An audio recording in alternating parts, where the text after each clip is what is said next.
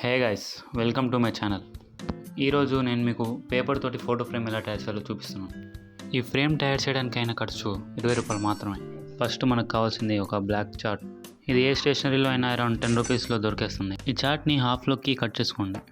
నేను ముందుగానే చార్ట్ని హాఫ్లోకి కట్ చేసి పెట్టుకున్నాను.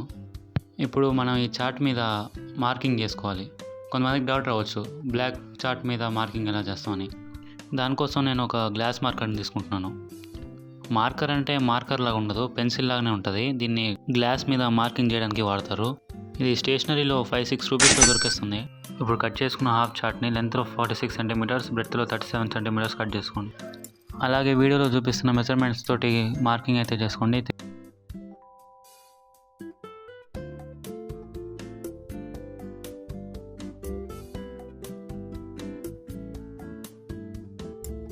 దీని తర్వాత ఉండే ముఖ్యమైన పార్ట్, నేను ఎలా మార్క్ చేస్తున్నా సరిగ్గా గమనించండి.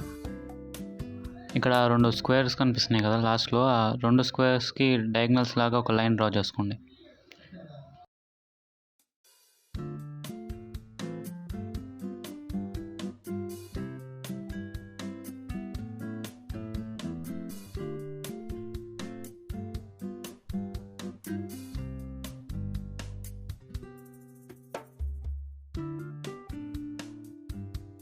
అలాగే మిగతా 3 కార్నర్స్లో కానీ సేమ్ అదే విధంగా మార్క్ చేసుకోండి. ఇప్పుడు చేసిన మార్కింగ్స్ని కట్ చేసుకోవాలి. కట్ చేసేటప్పుడు చిన్న మిస్టేక్ పైన ఫ్రేమ్ మొత్తం ఖరాబ్ అయింది. ఇది కట్ చేసుకునే లోపు కింద ఒక రెడ్ కలర్ బటన్ ఉంటుంది, సబ్స్క్రైబ్ అని చెప్పి. ఆ బటన్ ట్యాప్ చేయండి. ట్యాప్ చేస్తే 3 ఆప్షన్స్ వస్తాయి. ఆ ఆప్షన్స్లో ఆల్ అనే ఆప్షన్స్ని చూస్ చేసుకోండి. అలాగే దానికి కొంచెం పైన థమ్స్ అప్ సింబల్ ఉంటుంది, ఆ సింబల్ని కూడా ట్యాప్ చేసేయండి. కట్ చేసుకున్న పేపర్ చూడడానికి ఇలా ఉంటుంది. ఇప్పుడు ఆ వైట్ లైన్స్ మీద నుంచి పేపర్ని లోపల సైడ్కి ఫోల్డ్ చేయండి.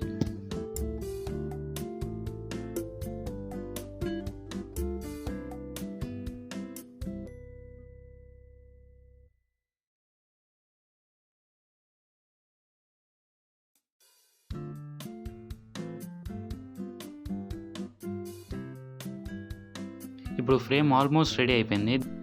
ఈ ఫ్రేమ్లో నేను నా డ్రాయింగ్ని అయితే పెడదాం అనుకుంటున్నాను. ఇది ఎవరో మీకు తెలిస్తే కింద కామెంట్ చేయండి. దీన్ని లోపల పెట్టిన తర్వాత ఫ్రేమ్ని మనం లోపలికి ఫోల్డ్ చేసుకోవాలి.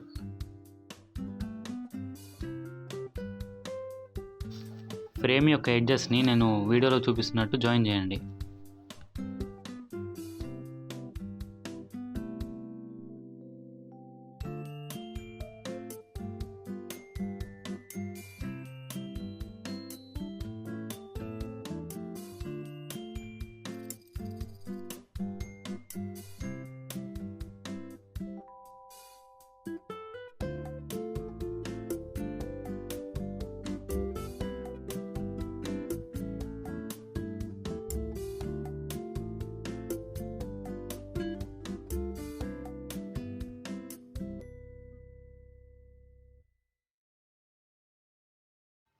ఇప్పుడు ఫ్రేమ్ ఎడ్జెస్ని నేను చూపిస్తున్నట్టు గమ్తో అతికించుకోండి.